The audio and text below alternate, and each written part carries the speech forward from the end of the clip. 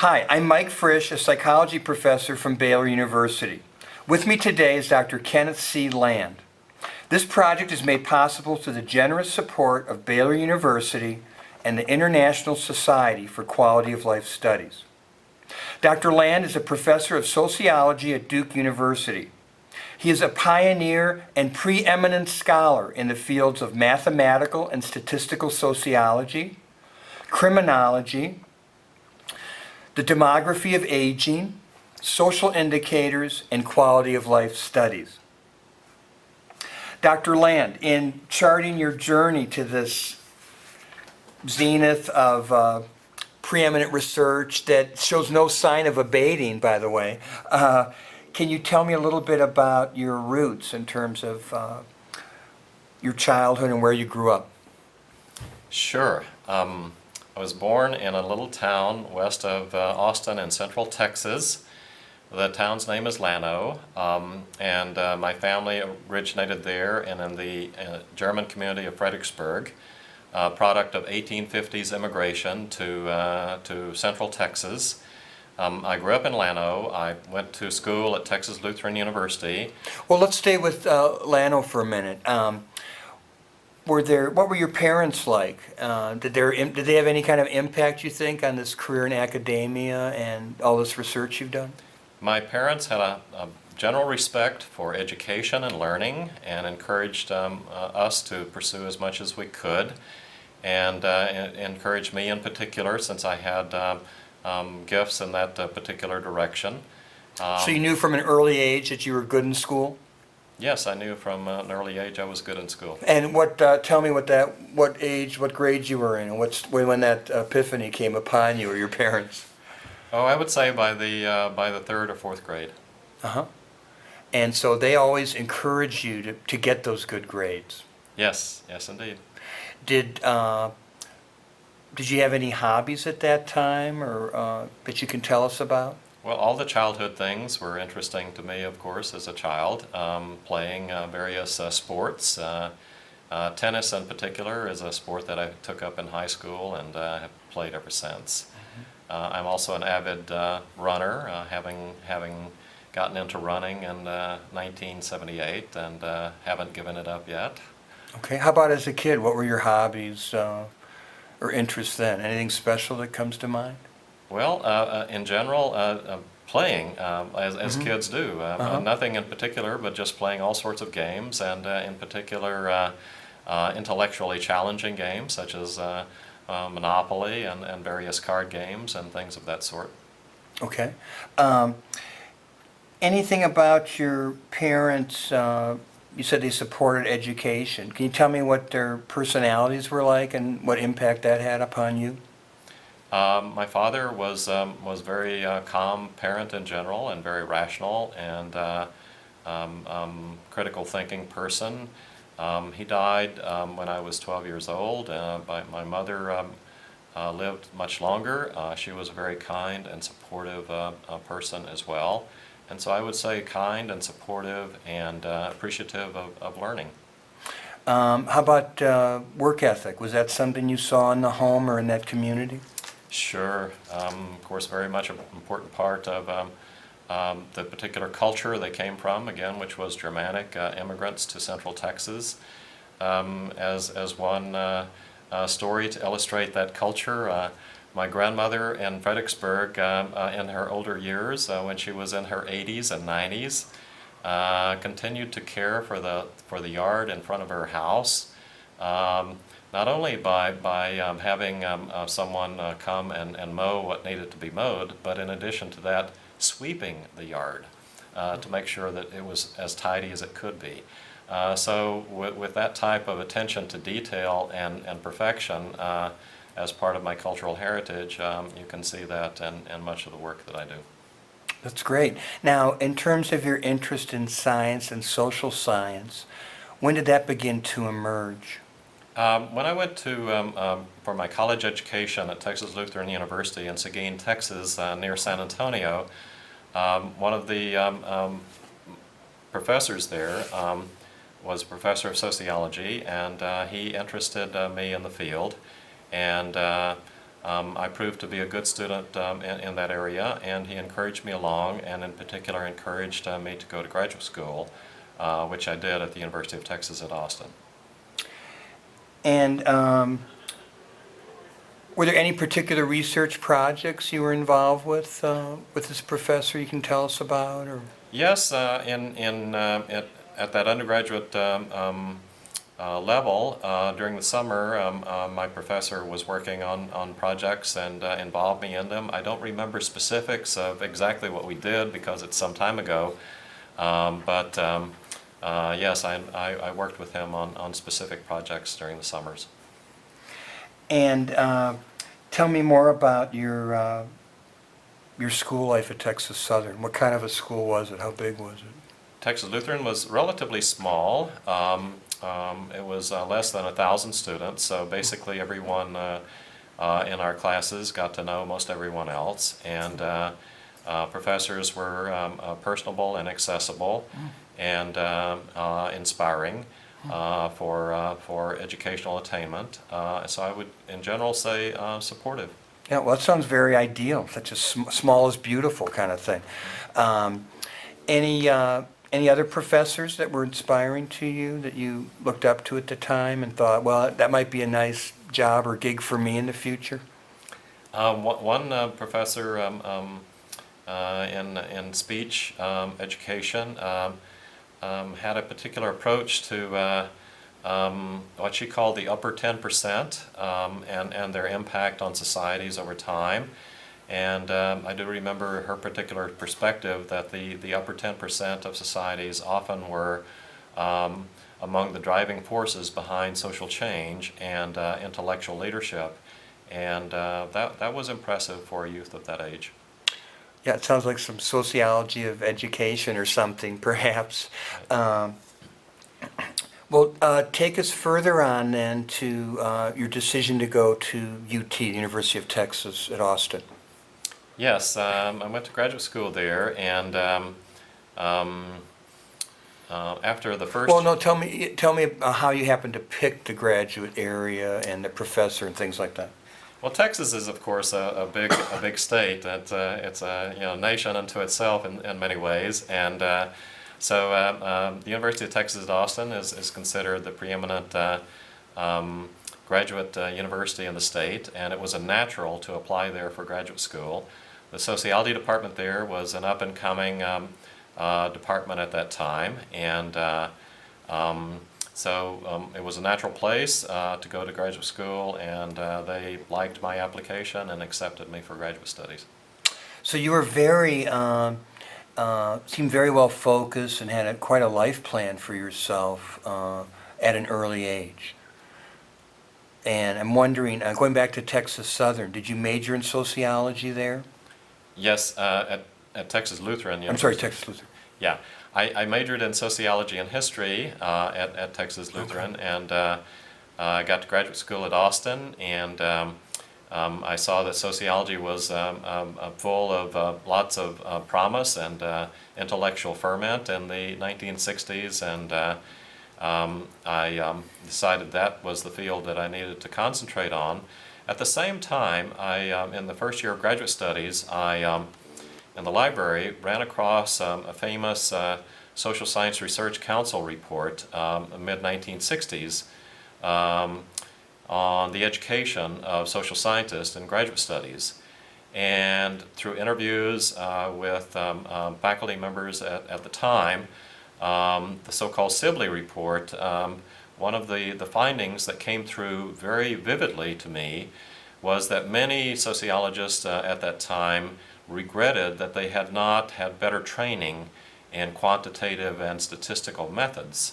So this encouraged me to get back into mathematics, which I did, taking both advanced undergraduate and graduate mathematics courses during my graduate education there. And indeed, mathematics became my minor area of study for the PhD. And then from there, jumping just ahead just a bit, I went for postdoctoral study at Columbia University in New York. Well, yes, and I want to get to that, but before we do, you said you took a lot of math courses, mathematics courses. This includes statistics?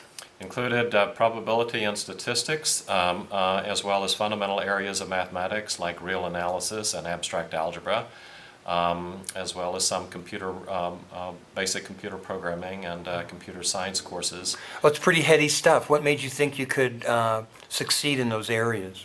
I had always had a relatively good ability in quantitative and mathematics areas. I am left-handed. One thing I've been interested in over the years is the research on left-handed people. Mm-hmm.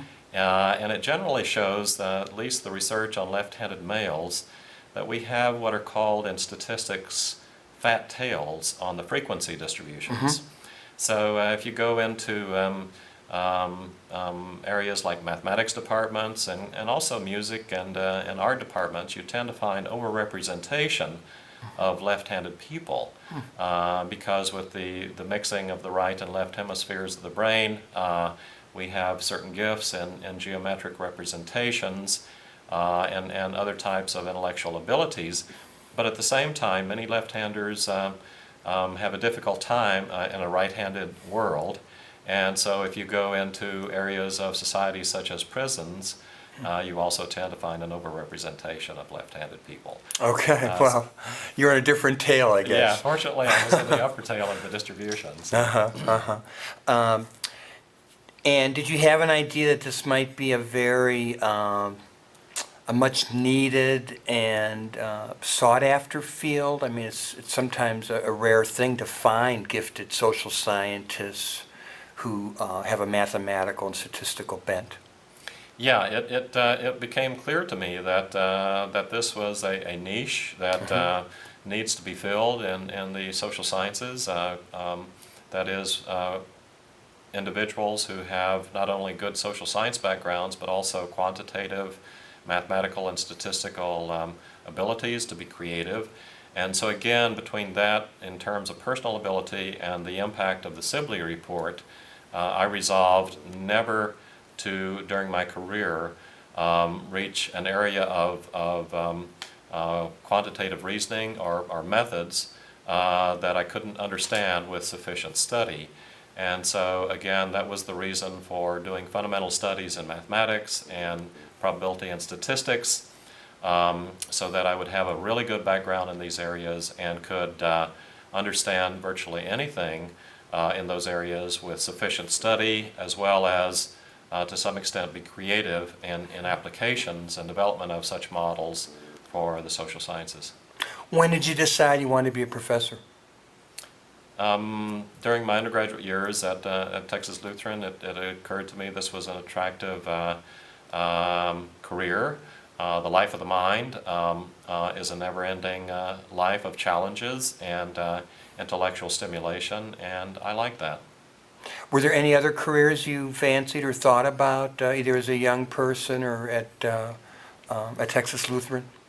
Law was a possibility, as was the ministry, pastoral education as well, which was, of course, very big at that particular university. And some of my friends and colleagues went into both of those areas, law and pastoral studies.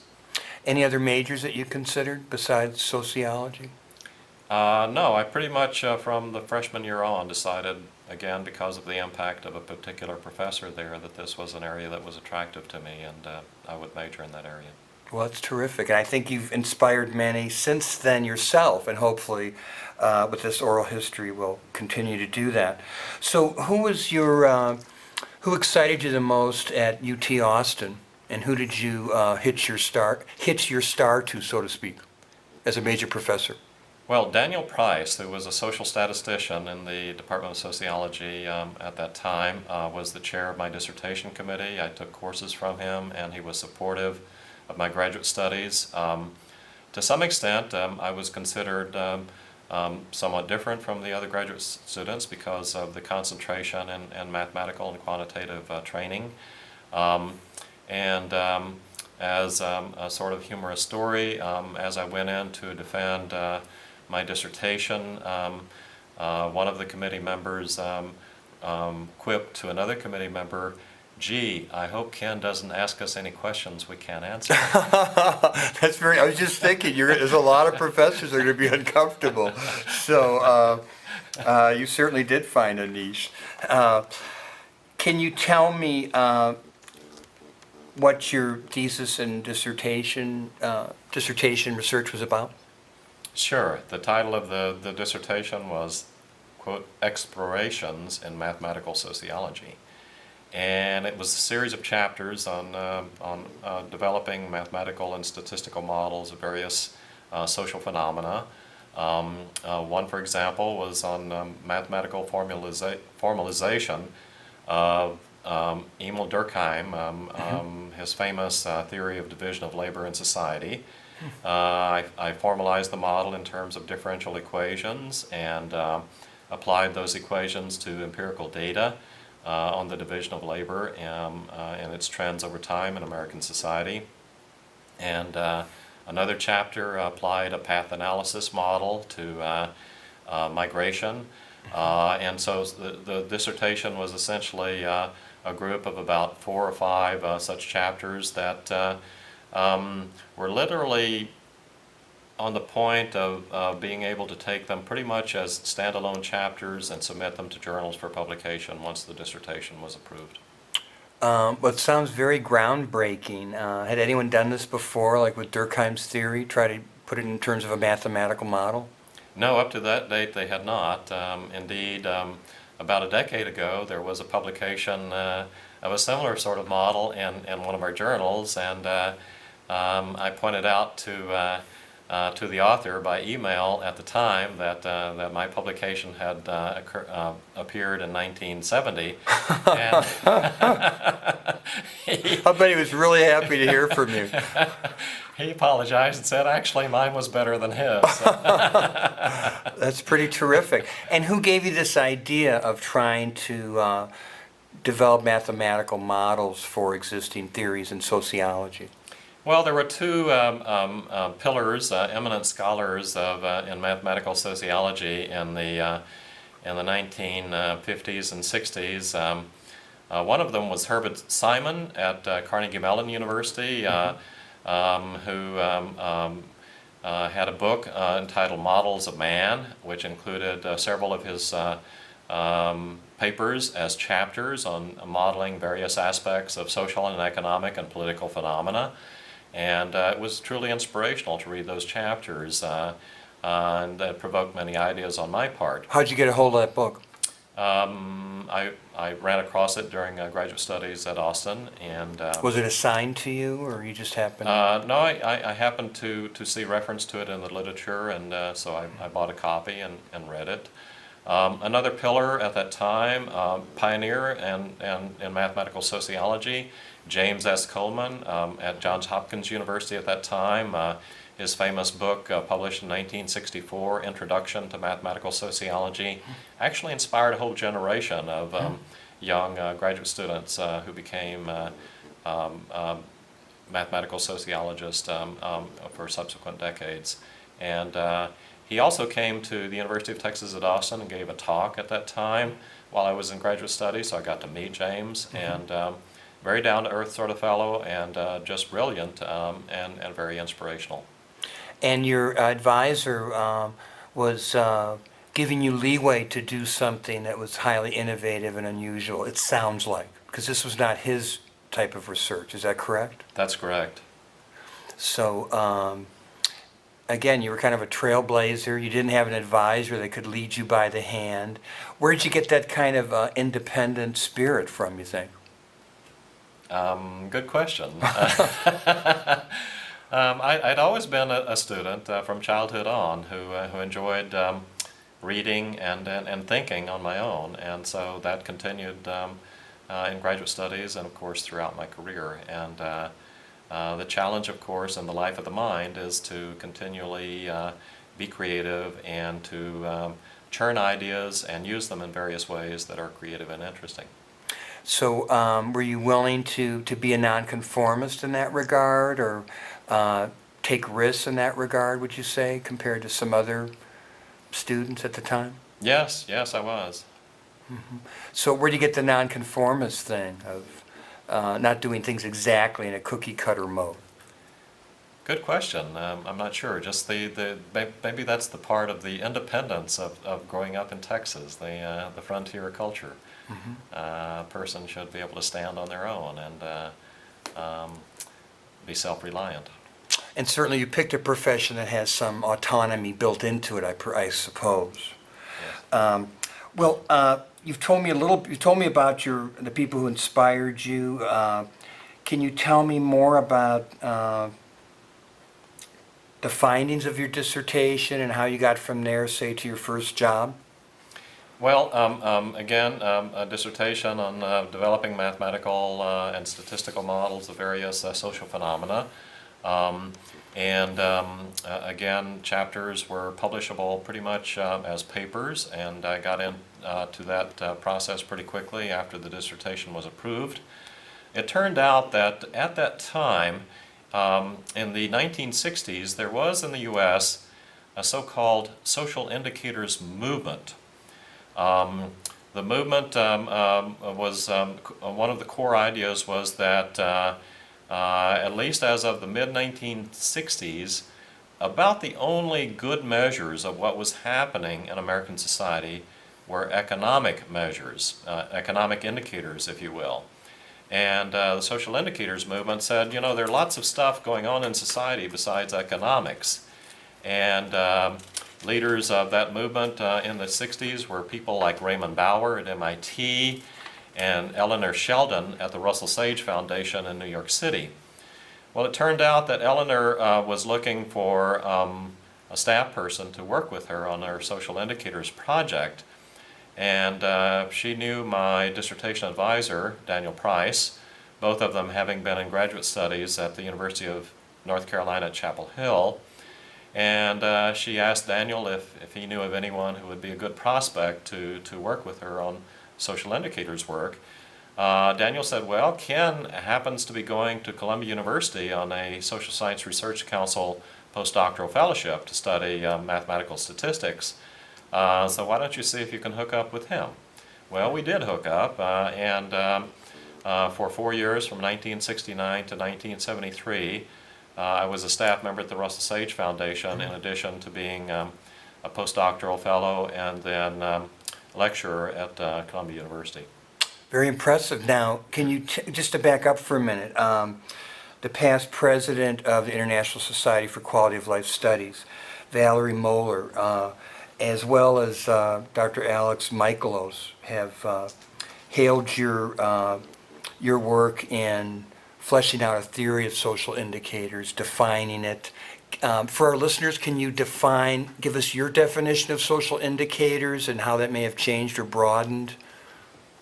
Well, actually, as part of that early work with Eleanor Sheldon, I did a good deal of thinking about social indicators and published an article, I believe in 1971, on the definition of social indicators. And it laid out a particular a conceptual framework for relating social indicators to underlying social conditions and changes therein over time, as well as to social and public policies. And I suspect that's what Valerie and Alex are referencing.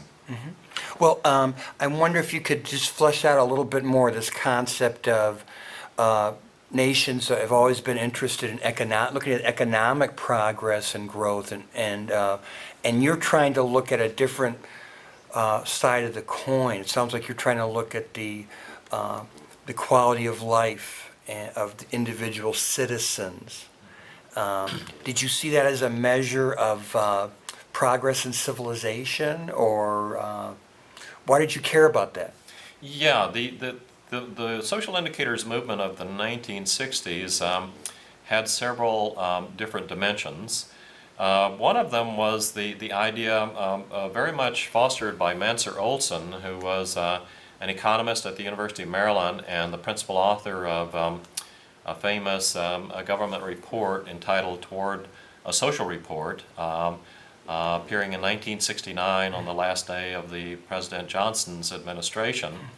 And Manser pushed very much the idea of a single composite indicator, social indicator of what's happening in society.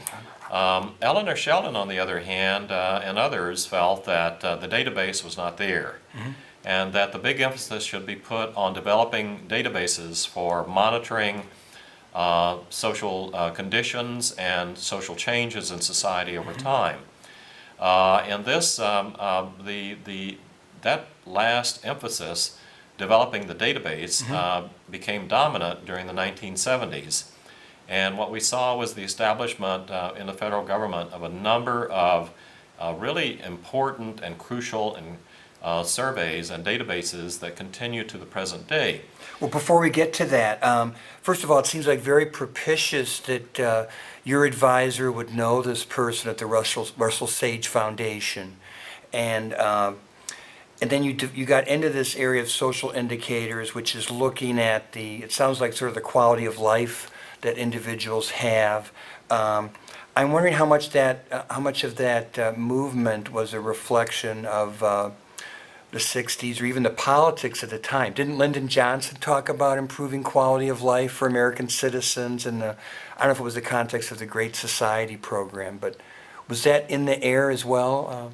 Yes, that was very much in the air, in the culture of the 1960s. What was interesting is that while we were at the Russell Sage Foundation, Which is in Manhattan. Which is in Manhattan, in New York City, a group of social psychologists from the University of Michigan Survey Research Center, including Angus Campbell and Philip Converse, came to us to talk about a project they wanted to initiate. And they had some prospect of grant support from the National Science Foundation, but in addition, were interested in the extent to which the Russell Sage Foundation could fund their work. Well, they began what we called the parallel to the objective social indicators that were being built in other databases, subjective indicators. And can you tell us a little bit about what examples of each and what that means? Sure. Angus Campbell, Phil Converse, and Willard Rogers developed this study, funded in part by the Russell Sage Foundation, which resulted in a book published in 1976, The Quality of American Life.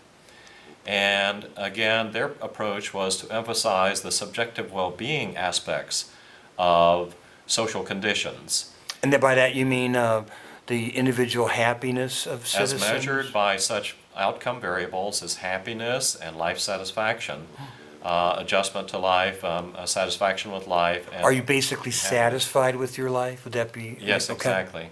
Exactly. And so this began with the Campbell, Converse, and Rogers volume. This began a series of studies by social psychologists and that began to take off in the mid-1970s and grew in the 1980s and into the 1990s. And it became very evident to those of us who were following and contributing to social indicators, but that by around 1990, the quality of life literature provided a focus around which to synthesize social indicators. And through a series of studies by the mid-1990s of subjective well-being that had been published, it became apparent that there were several domains or areas of social life that occurred as contributing to happiness and satisfaction with life. What are those domains? Over and over again. And those domains were things like material well-being, economic well-being, safety, health. Living in a safe neighborhood. Living in a safe neighborhood, health, aspects of individuals' health. Social connectedness, that is participation in social institutions. What does that mean? Can you give me an example? Like, for example, participation in the labor force, participation in community institutions. Like what? Like religious institutions, civic institutions, and so forth. For individuals still of schooling age, of course, a principal social connection would be participation in schooling. And other areas of life like social relationships to family, to friends, emotional well-being, spiritual well-being. Would marriage come into this, or committed Marriage, relationships? absolutely, as a particular social institution. Well, this sounds like a revolution. In fact, Daniel Kahneman, the only psychologist to win a Nobel Prize, has said that this kind of research was almost like the invention of the microscope, because it gave us a picture of entire societies, to the point where the Gallup organization is surveying 96% of the world's population today. So it looks like you were at the ground floor of one of the most exciting research endeavors, social science research endeavors, to ever take place. Do you ever think of it that way? Sometimes, when I'm not working on something. But it was really kind of you got on the ground floor of something really big. Yes, I was very fortunate to have gotten into this research by going to Columbia University and the Russell Sage Foundation to work with Eleanor Sheldon and others at the foundation. So tell me more about the personalities of these people and how the extent to which they'd welcome you and your input or expertise. Well, Eleanor basically had a project called Indicators of Social Change, and she asked me to examine what they had been done and to contribute to it. And again, my contribution was twofold. One was to develop this overall conception of social indicators and how they could function in informing society about what's going on. And secondly, I coordinated a conference on the application of statistical models to helping us to understand social indicators more fully. This resulted in a volume published in 1975 with the title, Social Indicator Models. Wow. So, I mean, you're really just a tremendous pioneer in this area yourself. I'm trying to think of other people at that time. What about Abbott Ferris? Was he someone you were you aware of his work? And at this time, was he a pioneer as well? Yes, Abbott was actually supported. His work was on social indicators was supported by the Russell Sage Foundation, and Abbott published a number of monographs on indicators, developing indicators, in particular institutional areas of society such as education. And I got to know Abbott through connections at the Russell Sage Foundation. And indeed, we've stayed in touch over the years and have co-authored at least one article together. That's great. Now, tell me what happened then after this postdoc. I'm sure sounds like it was very productive. You got some important papers and published. What happened after this in terms of your career? Well, in 1973, I moved to the University of Illinois at Urbana-Champaign as an associate professor with tenure. I was never an assistant professor. That's pretty amazing. How'd you swing that? Because I had been so productive over those years that they said, well, this record already qualifies for a tenured appointment. Amazing. And you've kept that productivity up for so long and still do. Tell us about your life at Champaign-Urbana. Well, the University of Illinois at Urbana-Champaign is a large state university, a red brick Midwestern state university, if you will. Champaign-Urbana at that time was about 100,000 population city, delightful university town in which to live and work. I often thought of it as a typical northern factory town in the following sense. It did not manufacture automobiles or automobile parts, but it produced degrees. And the work ethic was much like that of a northern factory town. Life was very much centered around the university and working long days and full hours and paying attention to one's job. Did you receive, what kind of social connectedness or support did you have at this time? The department at Illinois was a group of people that I enjoyed working with, being with as a colleague, and there were two or three of them with whom I developed an interest in the study of crime and criminology, and we initiated a series of research projects and articles in the late 1970s that resulted in some really innovative work in criminology that continues to enliven the field to today. So besides social indicators work and work in demography and statistical methods, the work in criminology was started in those days as well. Did you have a family at this time? Yes, I got married during my last year of graduate studies at Austin, and my wife and I moved to the New York City area and then to Illinois at Urbana-Champaign. Our son was born in 1979 in Urbana, and that was my family. So how did you balance your work life with your family life? Lots of evening time and weekend time to enjoy family and family life. My wife and I over the years have always enjoyed Saturday night date night, and so dinner and other things on Saturday night are always fun. Tremendous. And she supported you in this important work. Yes, indeed. That's great. What was your, you said you had this research agenda in criminology. Can you tell us more about the fruits of that? Yes, Marcus Felsen, who was an assistant professor in my department in Illinois at that time, he and I published a paper in 1976 in the American Journal of Sociology applying social indicators framework to studying changes in crime rates over time. This led to a subsequent paper, or series of papers by Marcus and Lawrence Coyne, a criminologist, and myself, beginning in 1979 and through the mid-1980s, developing a so-called routine activities or crime opportunity approach to explaining the occurrence of crimes and changes in crime rates over time. The routine activities approach, the fundamental definition says that in order for a crime to occur, three things have to converge in space and time. Namely, you need to bring together a motivated offender, a suitable target, and an absence of capable guardians. And these are interactive features, and factors that affect any one of them can affect crime rates.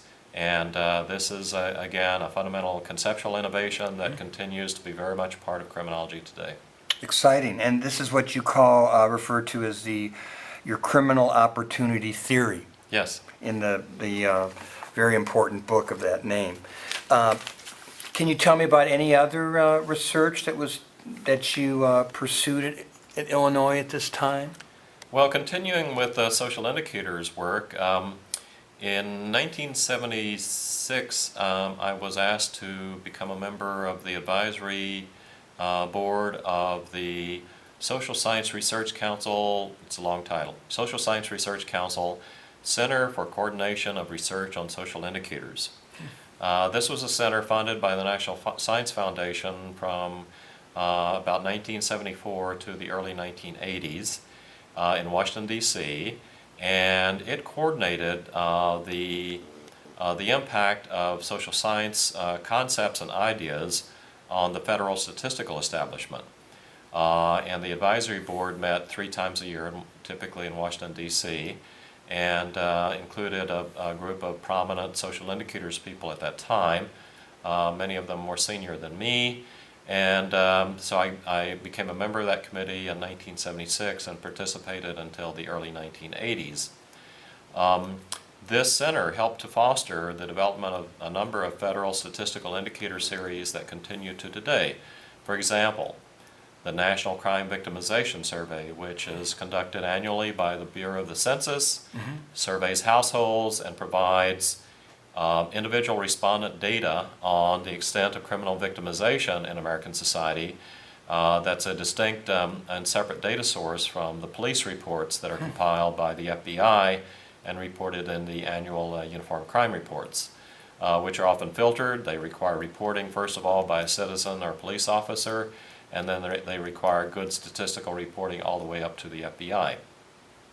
The idea of the National Crime Victimization Survey is go directly to the people, ask individuals if they've been victimized, and you get a more comprehensive idea of what's happening in society with respect to crime.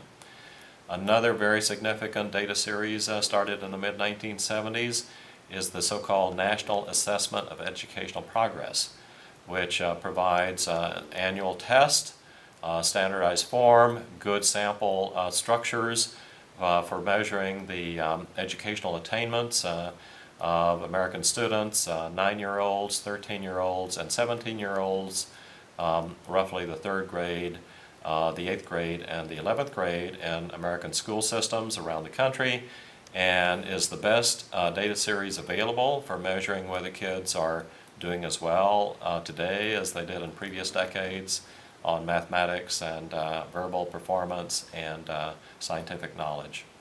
Well, it's a fantastic thing because you're allowing people to have the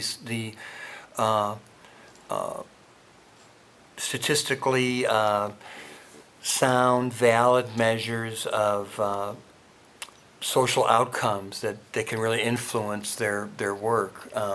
Can you think of some particular findings with respect to the victims' self-reports or the educational measurements, some particular outcomes that have come from that data? Sure. For example, one of the shocking findings of the mid-1970s when the initial national crime victimization surveys were conducted was that an enormous amount of crime is not reported to the police, at least it was in those days. Interesting. And more serious crimes tend to be better reported, but even for things like robbery, there is underreporting to the police. So it's important to have this separate data series to really figure out what's going on. Fantastic, in society. The National Assessment of Educational Progress, the standardized test, standardized sampling structure, and so forth, is much better than the state-administered test, which often are rigged in various ways for political purposes. And so it's a good data source for measuring changes over time in students' abilities and knowledge. Interestingly, while in the mid-1970s, in terms of trends over time, the National Crime Victimization Surveys were recording far more serious crimes than reported to the police through the Uniform Crime Reports.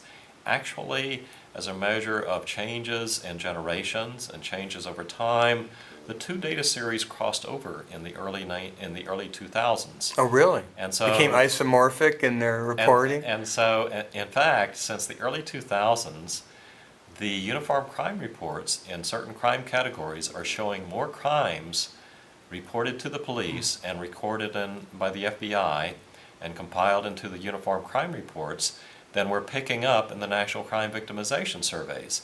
And this, of course, is a great indicator of the extent to which American society has become intolerant of deviance and crime over this 3-decade period.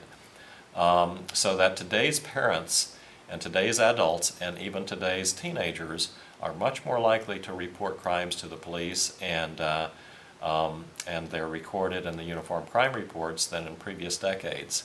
Again, much less tolerance for deviance and crime than when the boomers themselves, the baby boomers, were teenagers and young adults. Very interesting. Now, any other research going on at this time in Illinois? Sure. Well, in terms of social indicators work, I worked with Thomas Juster to coordinate a conference for the Social Science Research Council Center on the topic of social accounting systems, systems that could extend beyond the national income and product accounts for the economic indicators, and to include a demographic accounting framework for what's happening in the rest of society. This conference resulted in a volume Tom Juster and I edited and published, I believe in 1981, entitled Social Accounting Systems. And then subsequently, I helped the SSRC Center folks to coordinate a conference on forecasting in the social and natural sciences that was conducted with Stephen Schneider, who was a climatologist at the National Center for Atmospheric Research in Boulder, Colorado. Very interdisciplinary. Very interdisciplinary, yes, absolutely. Well, let's go back for a minute, though, to the social accounting. What does that mean? Is that similar to the idea of social indicators? Tell us what that means. So basically, social accounting systems are frameworks for laying out and coordinating social indicators in various areas of social life and systematically relating them to each other. And so these are conceptual frameworks for organizing data systems and indicators, basically. Can you give me some examples?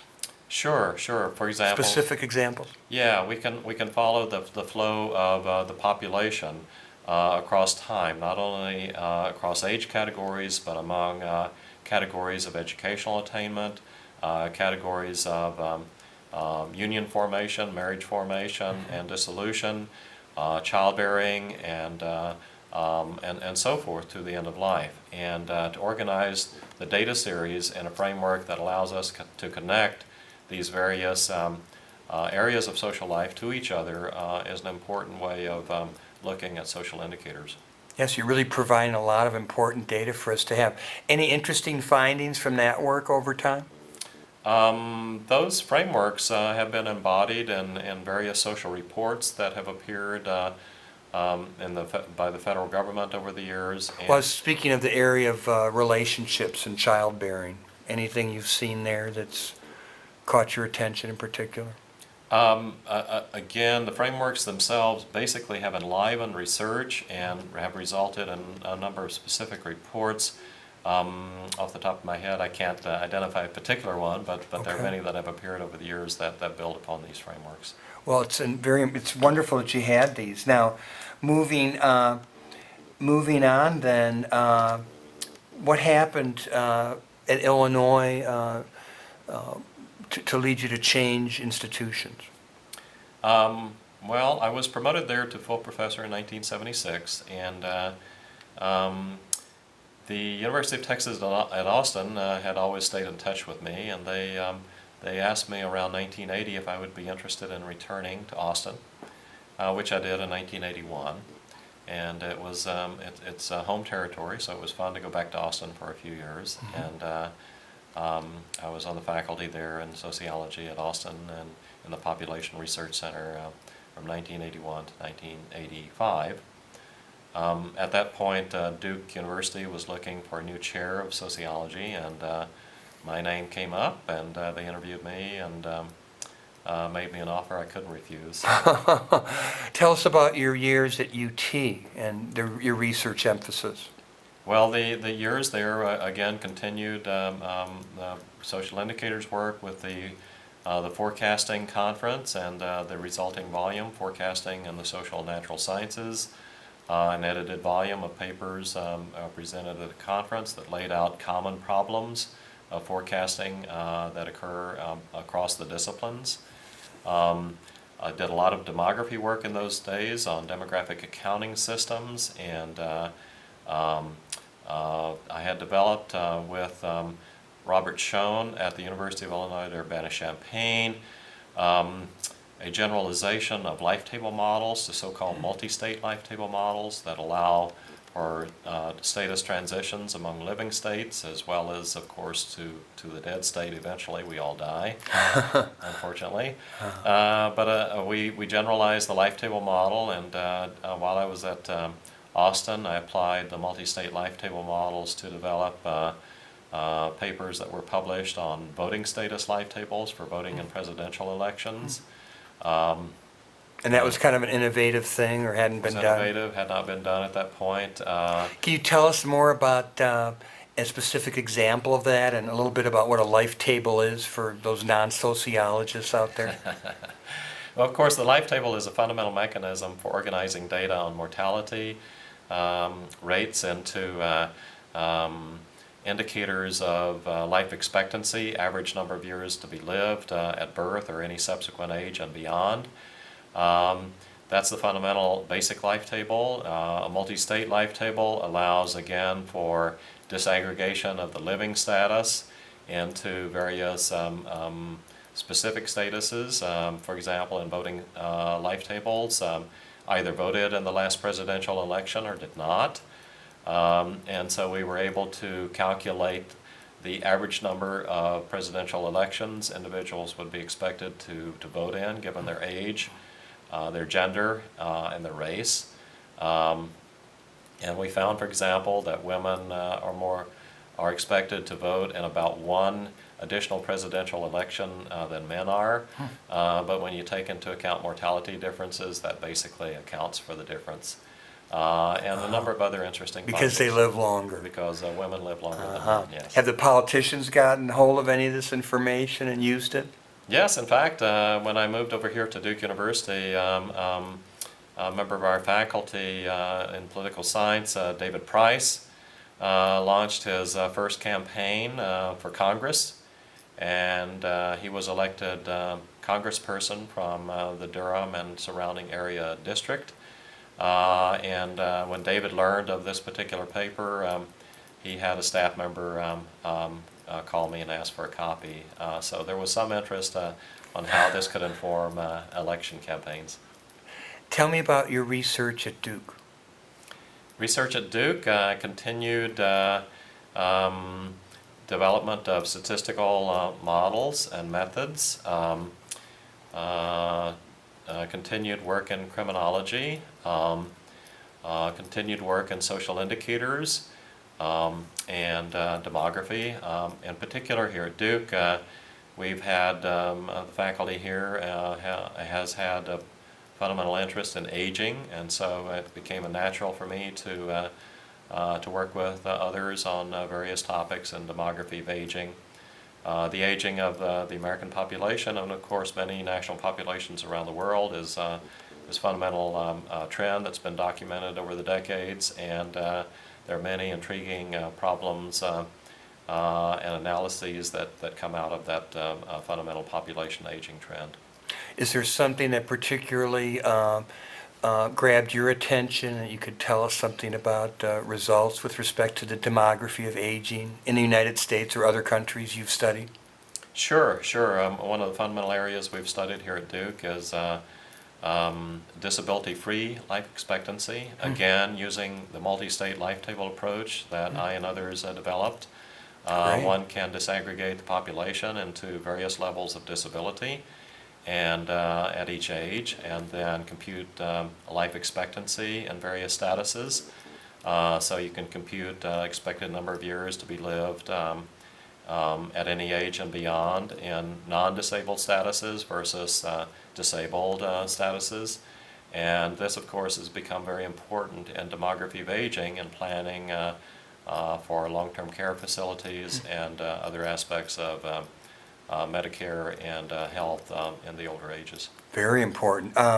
Any take-home messages you could share with us about factors associated with avoiding disability as you age? Or I know you're a runner yourself. Yeah. Is that something you do related to this? Yeah, well, in general, the trend over the past decade, since the mid-1980s, for the 65 and over population has actually been towards slightly declining disability at ages 65 and over, and increasing expected number of years to be lived disability-free.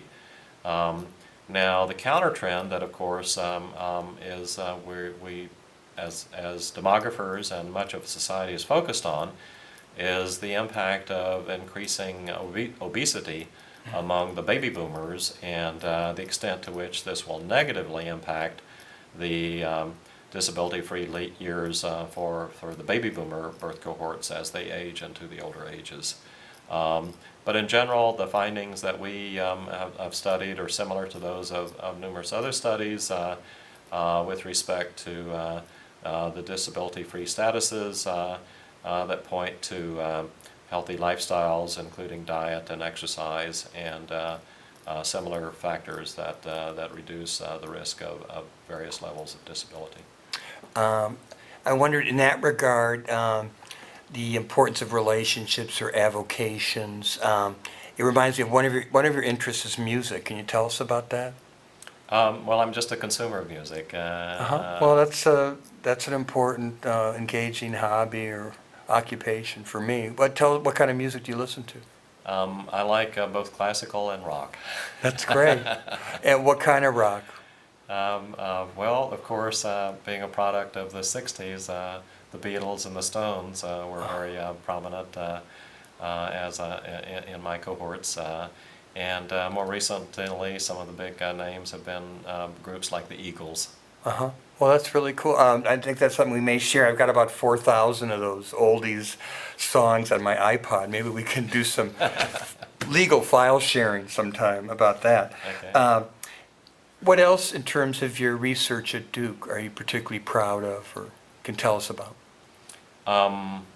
Well, among statistical methods, with a former graduate student from China named Yang Yang a few years ago, among other work in statistical methodology over the years, we took on the analytical problem that occurs across the social sciences of that's termed the age period cohort, the APC analytic problem.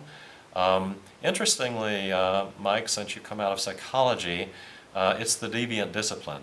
In psychology, this is known as the ACT problem of analysis, age cohort time, dating back to one of the initial articles on this topic in psychology by a psychologist named Baltus, who termed it age cohort time. But in all the other social sciences and in epidemiology, it's known as the age period cohort problem. And the problem, roughly conceptually, is the following. Data that are collected in surveys or in longitudinal cohort studies that have many birth cohorts represented are ordered not only by the time period in which the data are collected and the age of the individuals at which time the data are collected, but also by the so-called birth cohorts to which they belong.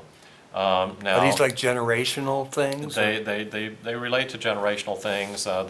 They have phenomenological names that have been given to them by social scientists, including, for example, the Depression birth cohorts born in the 1930s, the war babies born in the 1940s, the baby boomers born from 1946 to 1964, the baby busters born from 65 through 78, the echo boomers born roughly 1979 to 1995.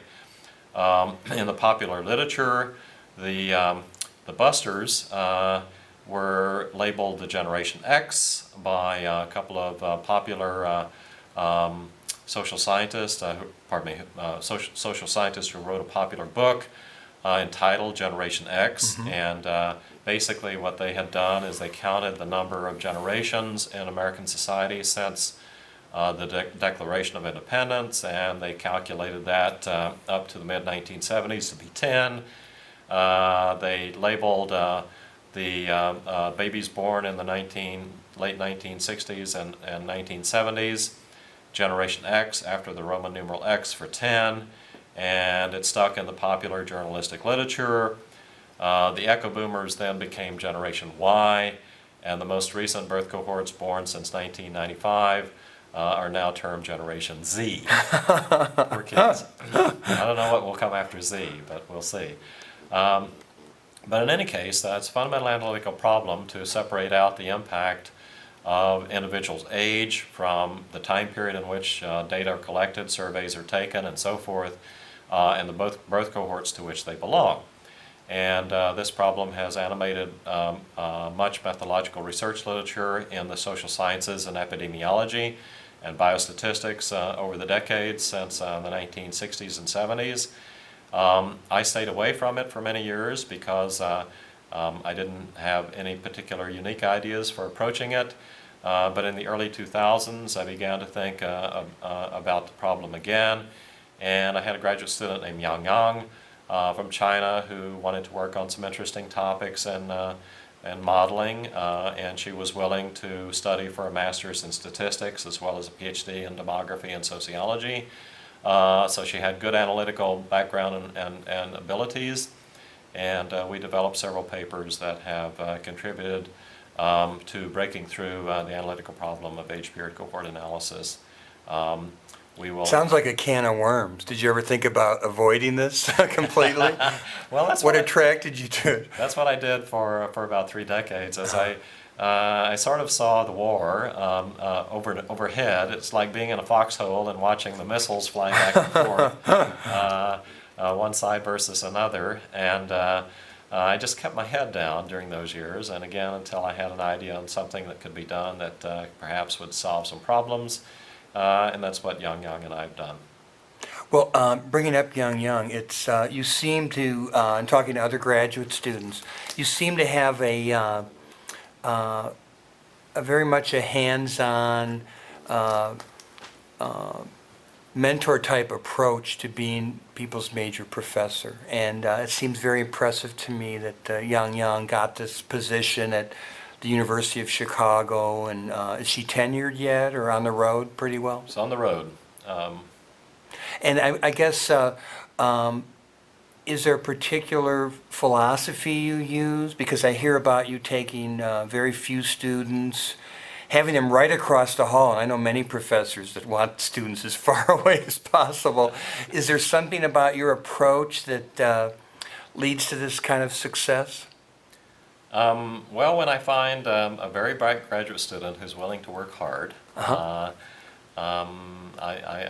enjoy very much working with them. And fortunately, I've had the good fortune over the years to have had 10 or 12 students from Illinois to Texas to Duke with whom I've worked with. And these have all turned out to be excellent scholars with nice career trajectories of their own.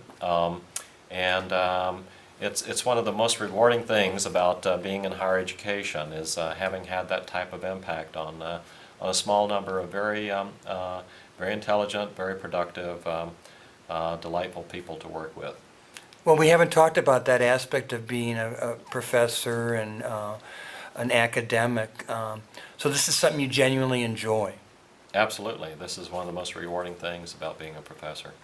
Now, what I heard from Wei Young, another one of your current students, is that you seem to have this style, as he reports it, of treating students as collaborators, allowing them to pursue their own interests, but also yours, but not just yours. Is that a conscious decision that you make to try to give them this autonomy?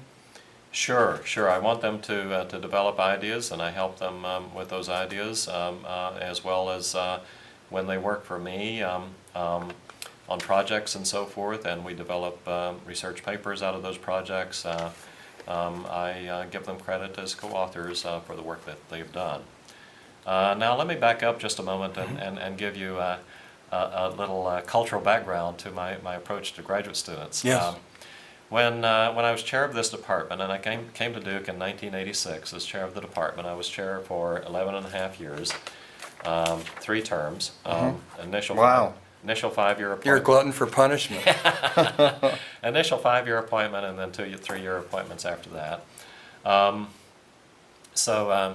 I would meet graduate students, in fact, in this very seminar room, first-year graduate students in September of each year, and welcome them to Duke and to the life of the mind. And then I would tell them, you know, you're really going to have to work hard to really get into the life of the mind and to be creative at it and productive at it. And then I would say, basically, you know, if you only want to work 40 hours a week, that's not going to do it. And so if you're not prepared to work 70 or 80 hours a week in graduate school, really getting into the life of the mind, then you'd be better off at the post office. And the post office is accepting applications. And I'll be happy to drive you down there. Well, you have a reputation for that as well, encouraging this very strong work ethic that's needed for creative and in-depth and cutting-edge research, where you have to basically account for everything else that's been done in the field up to that point. But according to the students I've talked to, you're not pushy about that. So how do you get that communicated, say, with a student that's not quite with the program? Well, basically, I don't ask them to punch a clock. I don't care if they work on what they're supposed to do for the project at 2 o'clock in the morning, as long as they get the work done. And so they enjoy that, lack of bureaucratic attentiveness very much. And this gives them a sense of participation in the project, but also responsibility, a sense of responsibility. And so this, plus the encouragement to develop ideas of their own, is what leads them in many cases to high productivity. Is this related at all to your Llano experience and your grandmother and things like that? Well, I joke about that, Michael. You know, I tell them, I said, you remember one of the great classics in sociology, Max Weber's The Protestant Ethic and the Spirit of Capitalism. So basically, Max Weber, writing in the early 20th century, tried to explain the rise of capitalism as an economic system in Europe in the earlier centuries. And so Max Weber basically tried to tag this to the Protestant Reformation and the change in the attitude towards work that became with Protestantism, in particular Lutheranism and Calvinism. And in particular, when Luther redefined work as not as a chore, as it was in Roman Catholicism, but rather as a calling, then work became, in a certain sense, liberating and a joy. And Weber tied this very much to the development of market systems and capitalism in post-Reformation European society. So basically, when I'm joking with my graduate student research assistants, I tell them, look, you know, I was raised as a Germanic Lutheran. So that means every morning when I get up and go to work, I'm not really going to work. Well, and there's certainly a lot of quality of life literature, well-being literature, saying that happiness in many ways is loving your work and being in a state of flow where you're challenged but not, and immersed but not overwhelmed. Is that true of you in terms of your work? Is this, do you get into a state of flow and really enjoy what you're doing? Absolutely, absolutely.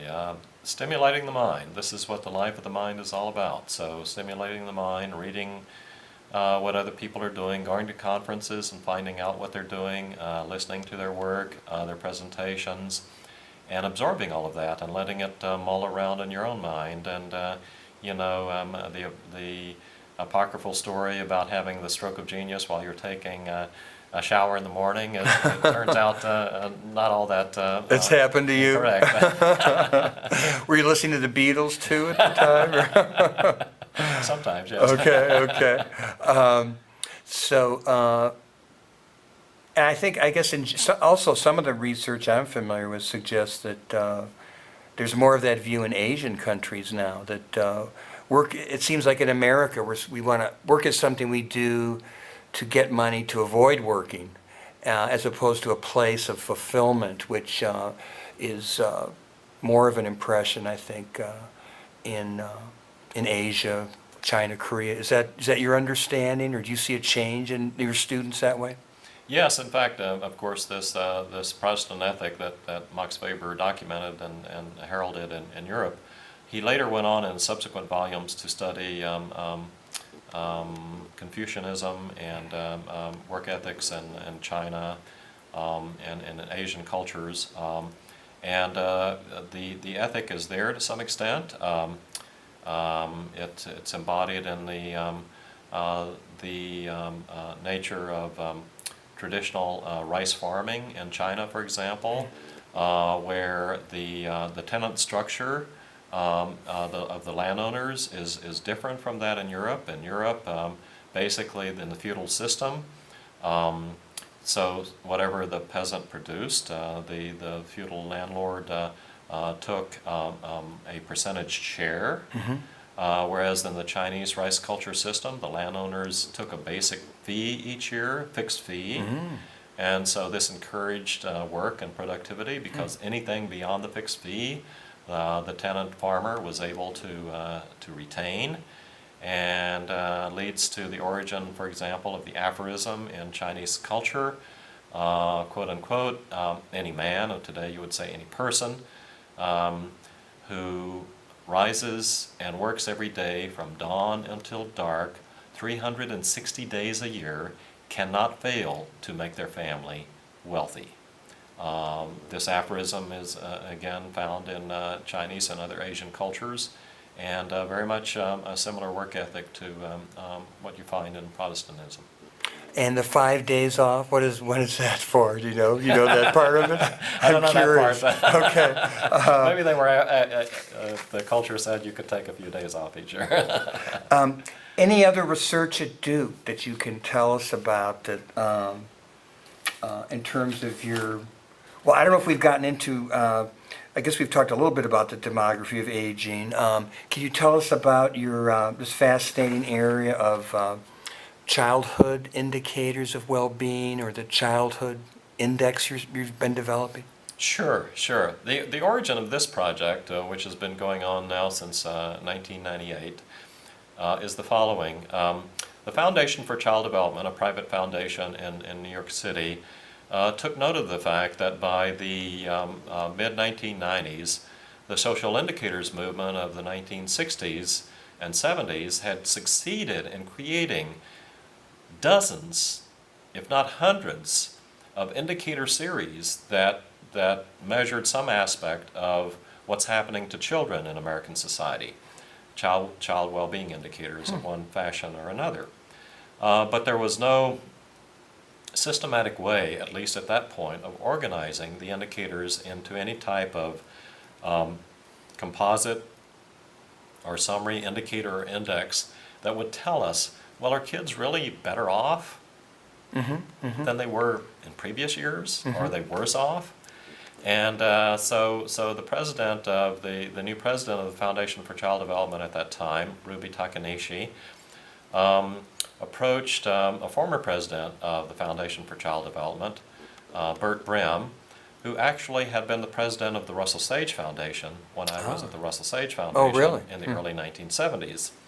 Which is one of the greatest foundations supporting sociological research. Is that not true? Can you tell us about Russell Sage a little bit? Yeah, they support fundamental research in social and economic sciences, have for decades, and certainly were very instrumental in the early social indicators movement years. So you had this relationship. It sounds like another bugaboo you were tackling, though, because I can't imagine how complex that must be to try to summarize all these indicators into one overall indicator. Right. Well, again, Ruby approached Bert and said, we have this problem. How do we make sense of what's happening to America's children? And Bert said, there was this guy who was a kid at the time named Ken Land, who was at the Russell Sage Foundation in the early 70s, and he's continued to pay attention to social indicators over the years, and you should go talk to him and see if he can help you out. So Ruby Takanishi made the contact with me and asked me if I could do something about organizing indicators of what's happening to children into some type of framework for telling us about our kids getting better or worse over the years than by simply going through and trying to make sense out of hundreds of individual indicators. Literally hundreds. Literally hundreds. And so we developed a framework, again, very much built around what the quality of life literature was telling us at that time. The subjective well-being studies started in the early 1970s, again, partly with Russell Sage Foundation support, which by the mid-1990s, again, gave us a conceptual framework for organizing what makes people happy or are satisfied with life, including children and adolescents. And so we began about systematically ordering indicators into these domains of well-being. We have 28 key annual indicators that we include in our basic child well-being index. We have an expanded index that has 44 indicators, and these are basically indicator series that are produced by federal or other survey research and statistical agencies and compiled every year. And we update our time series and compute them into composite indicators. And they help us to monitor what's happening to America's children, to tell us whether things are getting worse and if are better, and if so, in what areas of life, and also for purposes of making international comparisons.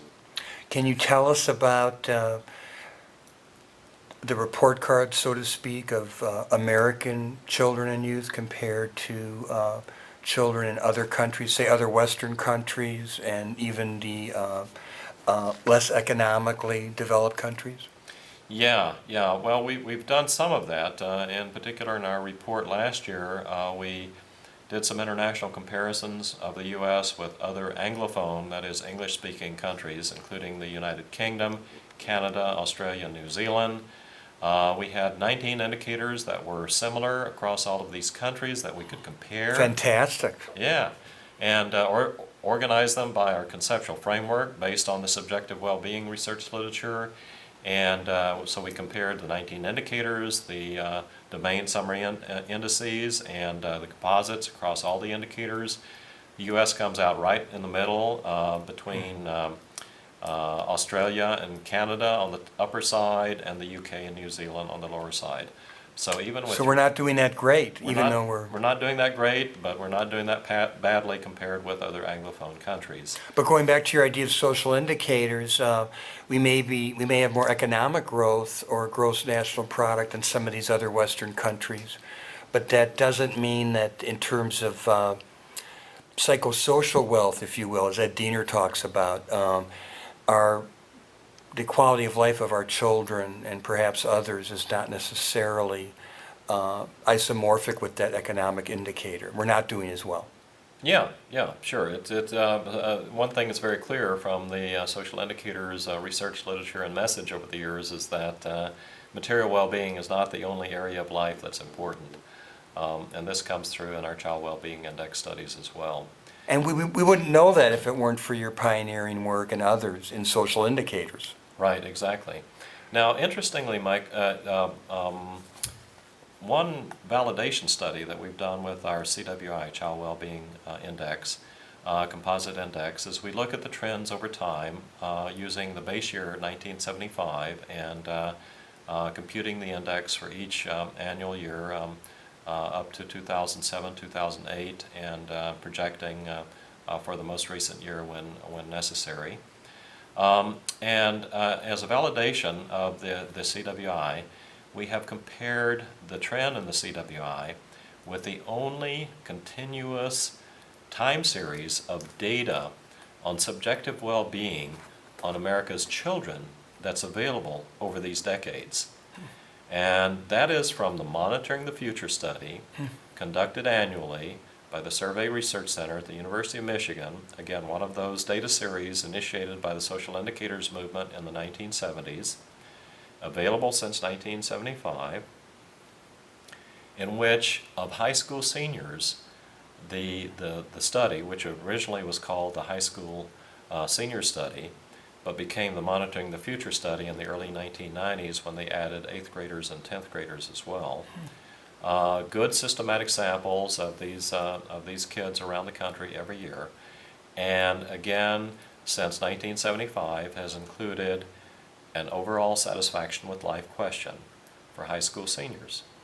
And it turns out that when you compare a moving average, smooth, since it's based on sample data, of the MTF subjective well-being question with the CWI, the trends over the decades are remarkably similar. Wow. So what we're picking up with our index that composes a number of objective social indicators together and to a composite child well-being index in terms of ups and downs over the years, changes over the decades, is quite similar to what we see in the MTF overall satisfaction with life questions over the decades. Well, it's a fantastic thing. Could we say then that it's an evidence-based measure in some respects? Absolutely evidence-based, which has become a term that, as you know, was initiated in medicine, but it's now applied to the social sciences as well. And a very useful term. So it makes you feel really good about this index, that it's really in fact a valid index and something that people, social policy makers and others can really base decisions on because it's so valid and reliable. Yeah, and it's evidence-based in two respects. First of all, it's evidence-based in the way we look at the domains of well-being, and then choose indicator series to go with those domain areas of life.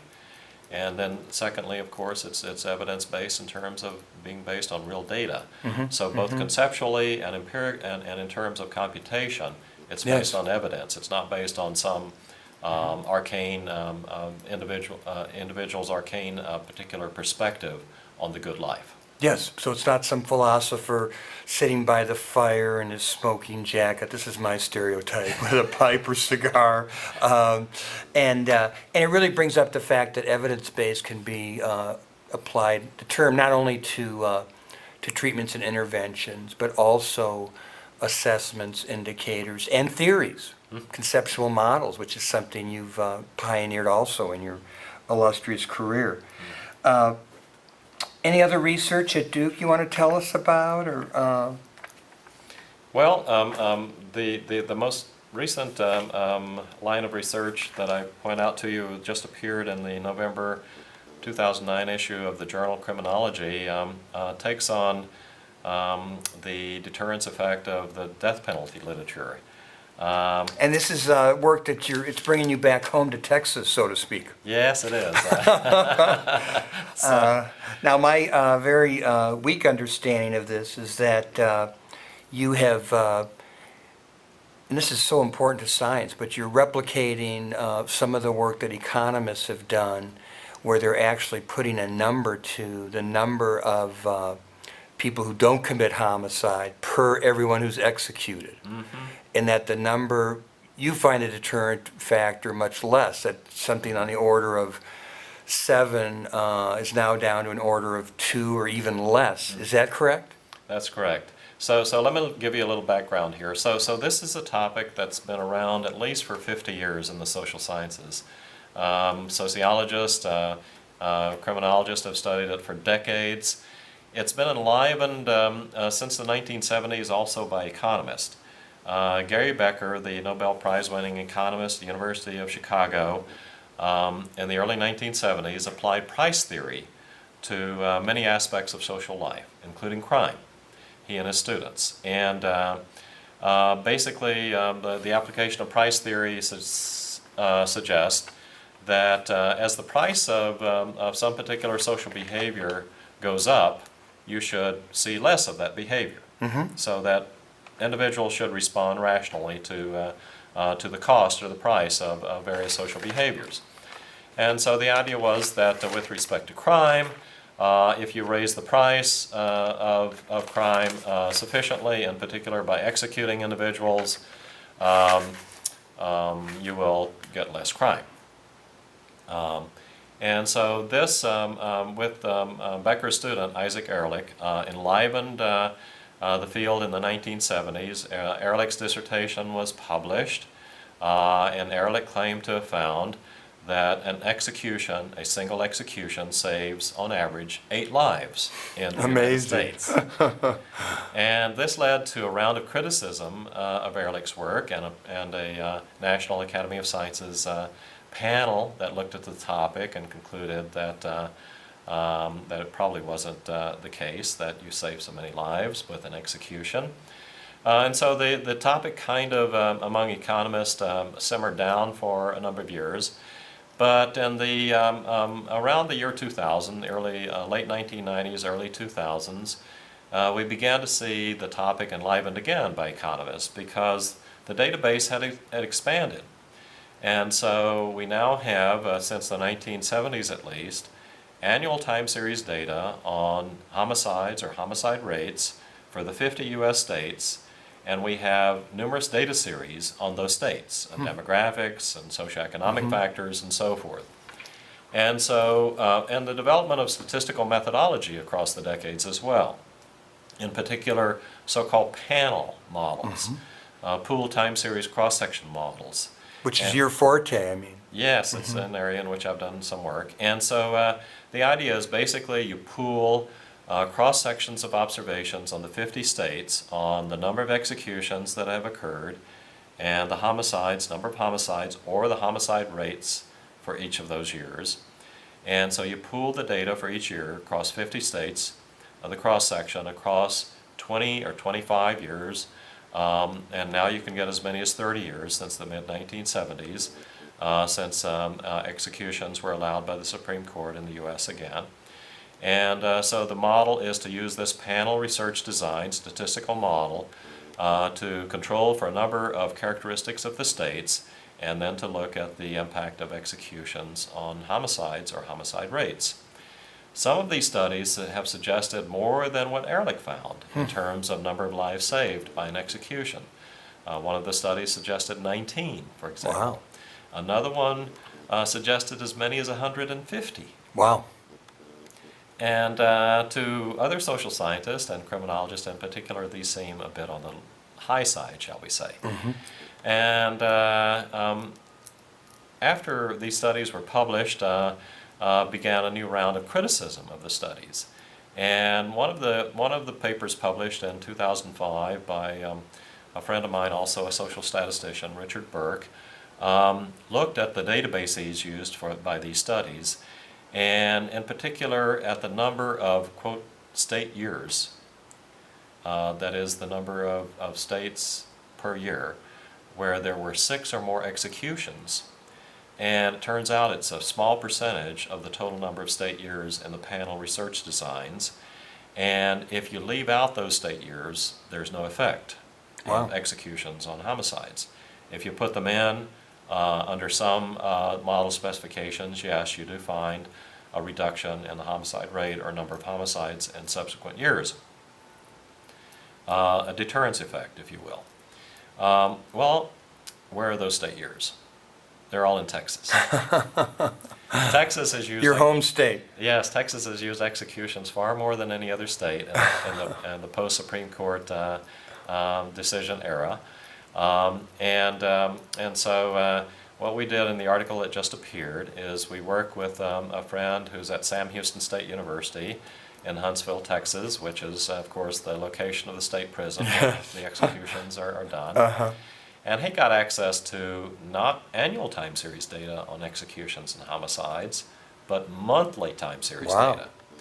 And we were able to look at the court history, and we found that the courts did not clear executions to occur on a wide scale in Texas until 1994. And so we studied the years 1994 to 2005 initially for estimation, and then projected for 2006 a post-sample estimation period test of the model. And we conducted a sophisticated, what's called ARIMA, autoregressive integrated moving average time series analysis of the data. And we found that in the lag 1 after an execution, lag 1 month after an execution, there was a drop in the number of homicides by about 2.5 in lags 1 month and 4 months. And in one of our models, we found a wavy function that there's some displacement of the lag 1 homicides into lag 2 months. So lag 2 months, there's a slight increase. And so when you sum those up across a year, you get an average of 0.5 lives saved by an execution. Wow. Which is a lot less than the 19 or the 150 suggested by the studies done by economists. In fact, if an execution in Texas saved so many lives, Texas would be bringing people back from the grave. Because in some months in Texas, there were a number of months with 6, 7, or 8 executions. And so if this had reduced homicides by that much, there would be no homicides in Texas in subsequent months. So how do you account for this, and does it relate to the homicides involved in felony robberies and things versus more crimes of passion, if you will? Yeah, and well, we've gone beyond that paper which just appeared, and we have now disaggregated the time series by a type of homicide, felony versus non-felony homicides. And we are finding that the deterrence effect does not appear there for felony-related homicides, but it does appear for non-felony homicides. And felony homicides are much more likely to be like your stereotypical robber who's robbing a 7-Eleven food store and who shoots the clerk, so there's no identification involved, or possibly someone in a similar situation doing a robbery or a rape that kills the victim, so there's no identification, or perhaps a person is high on drugs or alcohol and doesn't care about life at the time. So these type of felony homicides seem not to respond to executions. The non-felony homicides is where the action is, and they're much more likely to be persons like yourself or myself who Speak for yourself, please. who would think twice about getting into an argument and pursuing it to some type of lethal event. Neighborhood quarrels or things of that sort, even barroom quarrels, things of that type that are not related to felony situations. Those are more responsive, seem to be more responsive to the executions than the felony homicides do.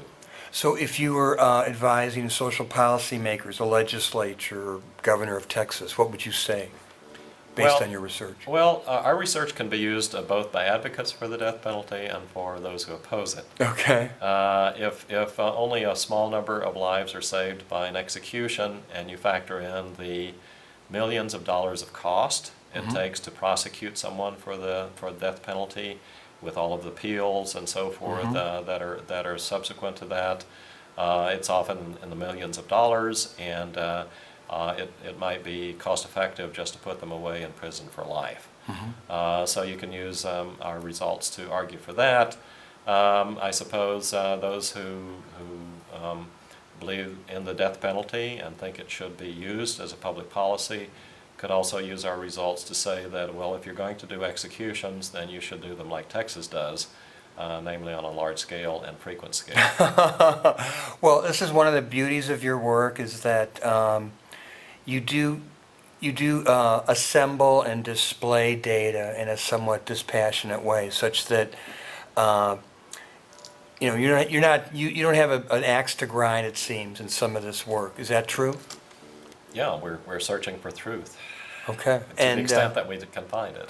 And in your years of research, have you ever had a finding that disappointed you in terms of your own pet theories or ideas?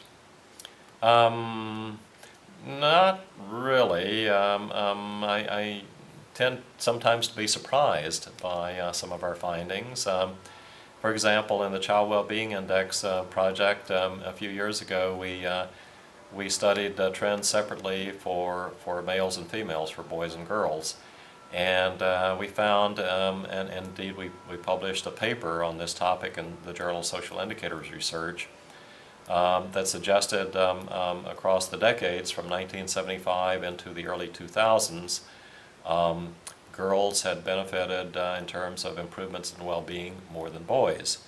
And there was a press release that followed that article, and we got it from both sides. We got it from the National Organization for Women, who dared us to not defend the need to improve the well-being of America's girls. Okay. And we also got it from men's advocacy groups who said, see, that shows what we've been arguing all along.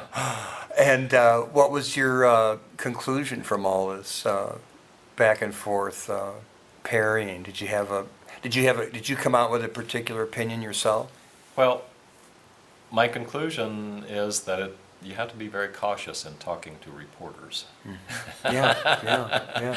Because you never know exactly how your findings will be portrayed in the popular media. I remember some years ago in the 1990s, one of the uniform crime reports came out, annual reports, and a reporter from the Boston Globe called me up and asked me to comment on the most recent crime data and crime trends, and so I answered some questions and commented on the most recent uniform crime reports. And then I got into some of the recent research findings that I had not done, but some historians of crime had done at that time. Bringing back your two majors from your days at Texas Lutheran. Right. So some of the historians of crime had looked at, why are homicide rates generally higher in the South region of the U.S. As compared to other regions. So the research at the time had concluded that when you actually look at it, as you go up in elevation in the South towards the higher areas in the Appalachians, you get into areas that were settled by Scotch and Irish immigrants, in particular Scots from Scotland, and brought with them their herding culture. Because nothing will grow there. But Yeah. nothing will grow there, so you herd sheep and things of that sort, and their dueling traditions and their culture of honor from Scotland. And then, of course, this became more generalized throughout the South and showed up in as African Americans who had been slaves originally in the South moved into the Midwestern and northern cities with the great migration in the 20th century into cities like Philadelphia and Detroit and so forth, and became documented as the culture of the streets by various ethnographers. And so, first thing I knew, the reporter from the Boston Globe wrote up this conversation, and the headline of the article was something like, "Scots blamed for homicides in the South."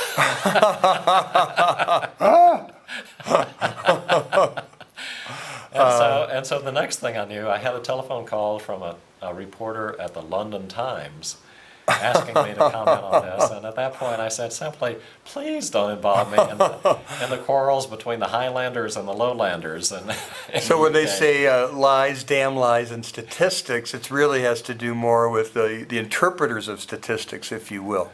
Yeah, you have to be very cautious about the way things are written up for the popular media, that's for sure. From this historical analysis, is one of the conclusions then that Southern blacks assimilated the Scots-Irish code of honor?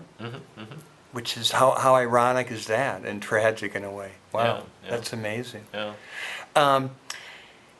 Any other research that you've done at Duke you want to talk about? Because I want to get to an area of service, but tell me if there's anything else you want to do. I think we've covered my main areas of research and some of the interesting topics over the years. We could go on for hours about specific details on my... Well, another thing that struck CV. me then, to get on to the area of service, is someone as dedicated to research as you, and you have this endowed chair. Can you tell us what that's about? Sure.